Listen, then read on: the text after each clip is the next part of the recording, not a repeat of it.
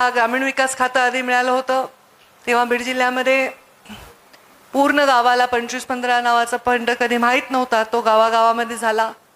गावागावामध्ये पाण्याच्या योजना, ग्रामपंचायतचे कार्यालय, पंचायत समिती एकही नव्हती बीड जिल्ह्यामध्ये. पंचायत समितीचे इमारत, जिल्हा परिषद, मुख्यमंत्री ग्राम सडक योजना, जलयुक्त शिवार, जेथे मी जेव्हा मंत्री झाले ते 2,500-3,000 हजार टँकर होते, ते टँकर मुक्त जिल्हा करण्याचा जे प्रवास होता, असे अनेक कामं करता आले.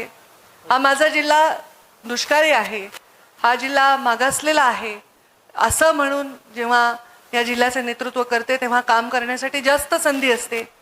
आणि त्यामुळे या लोकांसाठी काम करण्यासाठी, रोजगाराच्या संधी उपलब्ध करण्यासाठी अनेक कामं केले. मंत्री झाल्यानंतर पहिल्यांदा इथे पशुवैद्यकीय महाविद्यालय आपण मंजूर केलं. 550 कोटी रुपयाचं हे महाविद्यालय बीडमध्ये होत आहे.